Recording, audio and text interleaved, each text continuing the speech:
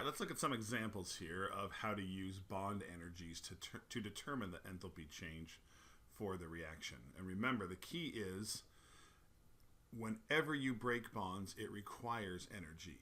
And whenever you make new bonds, it releases energy.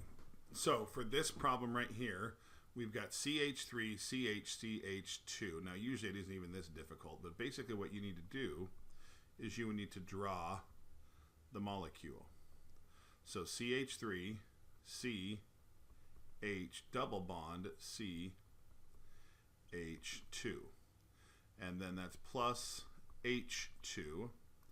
And then that makes CH3, CH2, CH3. Now, the way that you make sure that, yes, I absolutely am going to do this correctly is to count every single bond on the reactant side, add them all up, count every single bond on the product side, add them all up, and then take, again, the positive side. Here's our positive side. Here's our negative side. Bonds breaking, bonds forming, and then putting them together and just seeing what do you end up with. Okay? So, for example, on our left-hand side here, we have 1, 2, 3, 4, 5, 6 carbon-hydrogen bonds. And then I come over here to the left-hand side and I see that the carbon-hydrogen bond has a bond energy of 412 kilojoules per mole. So to calculate the enthalpy change, I'm going to take 6 times 412. Let's see, what are some of the other bonds? We've got and it looks like we've got a carbon-carbon single bond, I should say here. So that's plus 348 from here. And then here we have our carbon-carbon double bond. And coming down here, there's the triple bond. Oh, here's the carbon-carbon double bond. That's 612, okay? So those are all of the bonds on the reactant side. Now we're going to do all of the bonds on the product side. So again, we've got 1, 2, 3, 4, 5, 6, 7, 8 carbon-hydrogen bonds. So that's 8 times 412. Plus, we've got 1, 2 carbon-carbon single bonds. So 2 times 348. Okay? And just make sure that in between them you subtract them so that you get the negative component over here, the positive component over here. So 6 times 412 plus 348 plus 612. And again, I don't really care what the number is, but that's 3,432 minus, and then I'm going to put in parentheses, 8 times 412 plus 2 times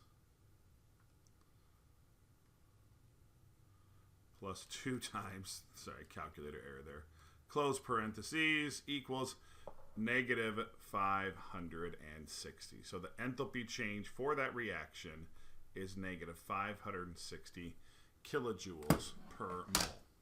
Now, one of the things you might have noticed, though, that's the, hey, I want to make sure I'm doing it perfectly correct.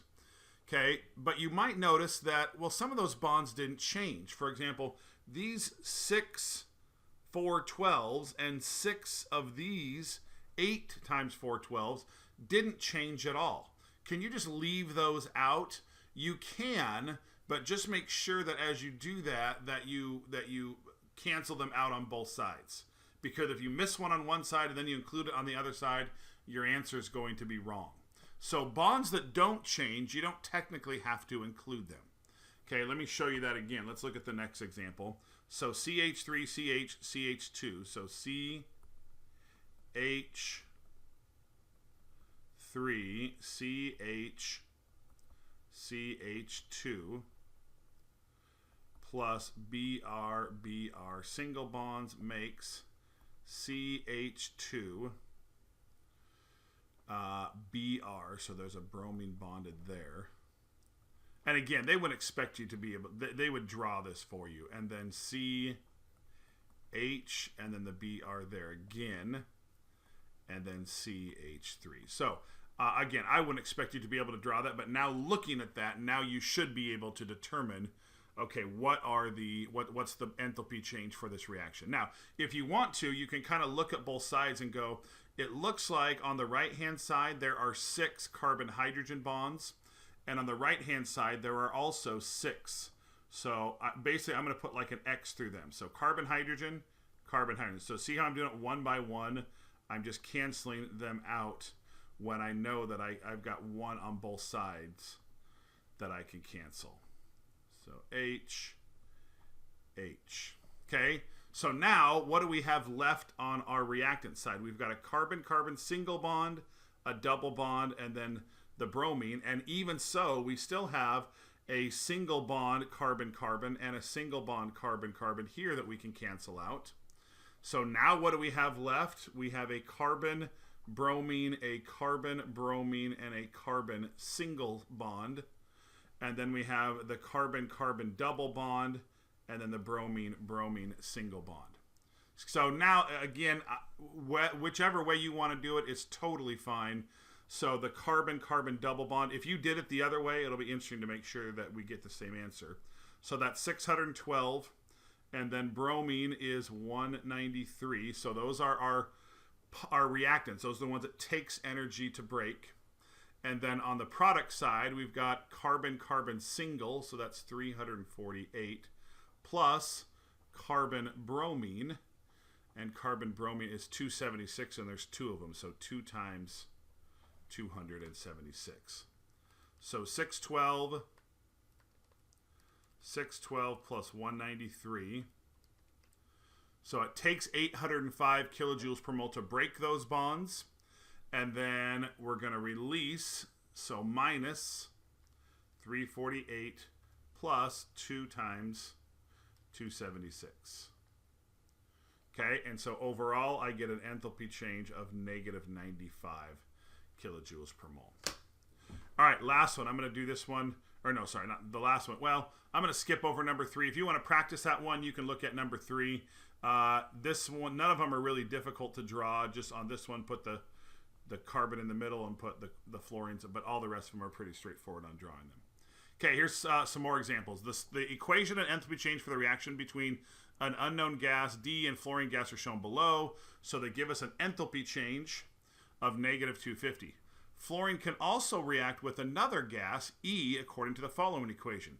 And notice that it's a more negative, so this is more exothermic.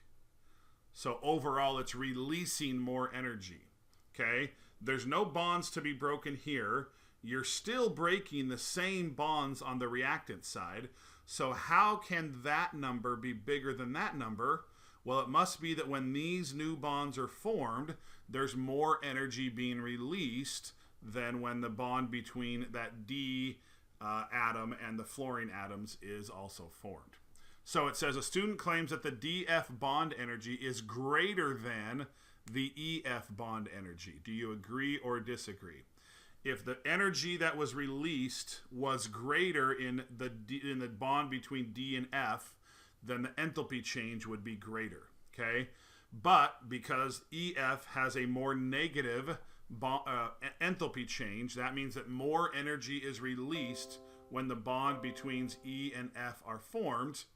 And so you have a larger energy change overall. So do you agree or disagree with this? I would say I would disagree.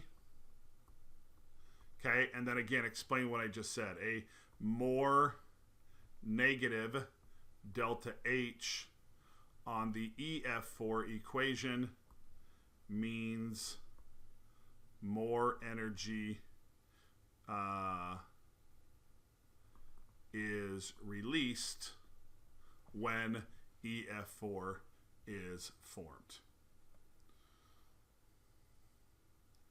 Okay.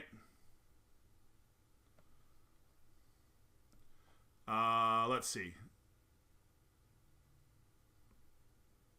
So I'm going to go ahead and stop there for this one, and then we're going to talk about the next part in a little bit in the next video.